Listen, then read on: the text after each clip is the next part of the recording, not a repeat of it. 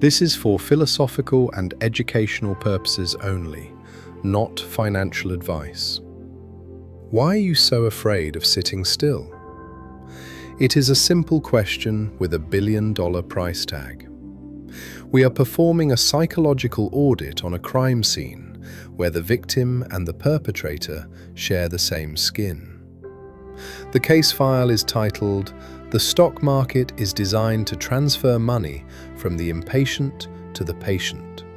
A direct quote from the Oracle of Omaha, Warren Buffett. It is April 11th, 1942.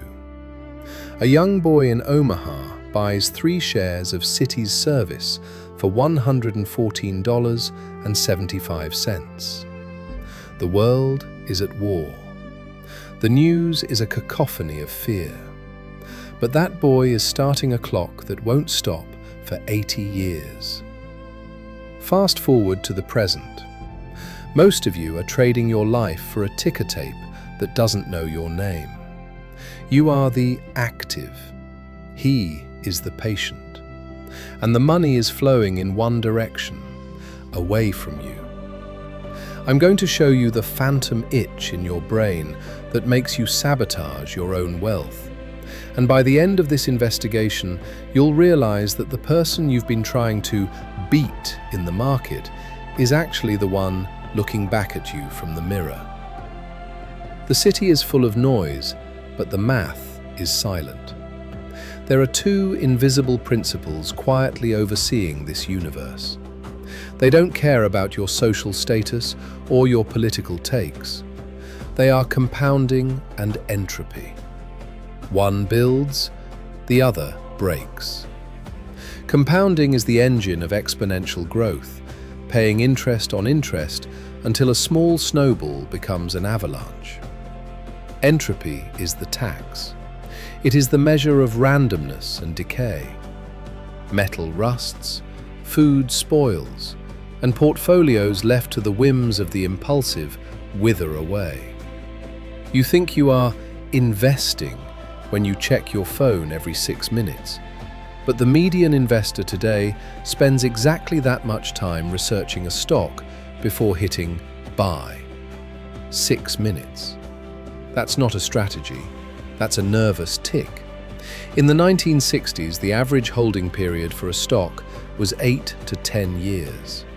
Today, it's a few months. We have created a world where information doubles every 8 years, yet our wisdom seems to be halving by the hour. Look at your own hands. Are they steady? Or are they itching to do something because the screen turned red? That itch has a name: action bias. In the wild, if a predator lunged, you had to move or die. Evolution rewarded the twitch. But the stock market operates under a different, more cold-blooded logic. It punishes excessive activity. Each trade you make is a drop of blood for the brokers. Fees, commissions, capital gains taxes. These are the silent killers of compounding. If the market returns 7% and you pay 1.5 in fees, you haven't just lost a small slice. You have turned off your exponential engine. Over 30 years, that tiny leak sinks the entire ship. You think you're a hunter, but you're just the bait. Every 3 minutes, I have to ask you, why are you so certain you know what's coming next? You've fallen for the over-optimism tendency. You believe what you wish to be true.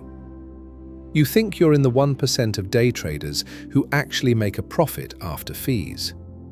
But the data is a cold slab in the morgue. 97% of day traders lose money over time. Only 1.6% are profitable in an average year. You're playing a game where the house always wins, and you're convinced you've got a system. That's not confidence. That's a cognitive error called miscalibration. You're betting your future on a better-than-average effect that doesn't exist for you. Let's talk about the disposition effect. The most common way you commit financial suicide. You sell your winners too early to feel the pride of a gain, and you hold your losers too long to avoid the shame of a loss. It's a psychological glitch. Losses loom twice as large as gains in your lizard brain. Losing $10 hurts more than winning $10 feels good. So you nurse your dead stocks, hoping for a resurrection that isn't coming, while you kill the compounding trees that were actually growing. You're nurturing corpses and chopping down your garden. Why? Because you can't handle the pain of being wrong. You'd rather go broke being consistent with a bad decision than admit you made a mistake. Interrogate your motives right now. Are you buying that stock because you understand the business, or because everyone on the forum is shouting about it? That's social proof. It's the monkey see, monkey do reflex. When you're uncertain, you look to others. But in the market, the crowd is usually just a herd running toward a cliff. Like the North American buffalo, you've got your head down, following the thundering hooves around you, never looking up to see the edge. All those guys ahead must know something, you tell yourself. They don't. They're just as scared as you are. They're just reacting to the same noise. You are suffering from the contrast misreaction tendency. You buy an overpriced accessory because it looks cheap compared to the car.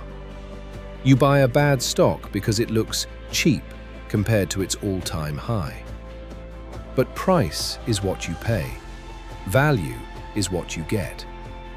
You're a frog in room temperature water, and the market is slowly turning up the heat. You don't notice the small leak until the ship is at the bottom of the ocean. You think you're being rational because you've got a reason for everything. But your reasons are usually just justifications for a decision your gut already made. You're an actor who has started believing he actually is Hamlet. Stop. Take a breath. We're moving into the deep value of this audit. This is the moment where the mirror starts to reflect the truth. You have a problem, and it isn't the market. It is your action bias. You feel that if you aren't doing something, you aren't in control. But in investing, control is an illusion. The only thing you can actually control is your own behavior. This is the Stoic dichotomy of control. The weather, the interest rates, the madness of crowds, these are outside your power. Your opinions, your impulses, and your reactions, these are yours. Much of your suffering comes from trying to control the uncontrollable. The wow moment is here. You realize that you have been your own worst enemy. You've been using a handheld computer brain to navigate a supercomputer world. You're still a social animal looking for hierarchy and certainty in a system that thrives on chaos and doubt. You've been hyperbolic discounting, choosing $1 today over $3 tomorrow, because your brain thinks the future is a dream and the present is the only thing that's real. You've been treating the market like a one-night stand when it was meant to be a marriage. You've been chasing digital dopamine instead of building a legacy. The solution is boring, and that's why it's so hard. It is the patience Buffett talked about. It is the discipline of knowing when to do nothing. It is the realization that the big money is not in the buying and the selling, but in the waiting, as Charlie Munger used to say. It is the snowball effect. You need a very long hill and sticky snow, That means starting young or living to be very old. It means ignoring the headlines. It means never looking at a quote. Can you handle that? Or do you need the thrill of the trade more than the security of the wealth? We've decoded the human flaws behind the data. The 97% of losers, the silent killers of fees, the social proof heard, the disposition effect nursing our losses. It's all one story. It's the story of the human animal trying to survive in a world it wasn't built for. You think the market is a graph. It's not. It's a mirror. It reflects your fear, your greed, and your impatience back at you. And it charges you a stupidity tax every time you flinch. The stock market doesn't care about your system. It only cares about your temperament. Rationality matters more than IQ, but greed overcomes rationality every single time. So here is the resolution, the unsettling truth about your character. You are either compounding or you are decaying. There is no neutral. Every time you check that ticker, every time you make an impulsive move, you are choosing entropy over compounding. You are choosing disorder over order. You are choosing the active path that leads to the transfer. The money is moving, right now. From your pocket to the pocket of someone who is willing to sit in a dark room and wait for 10 years. They are the patient. You are the active. And the only question left is this: are you brave enough to do absolutely nothing?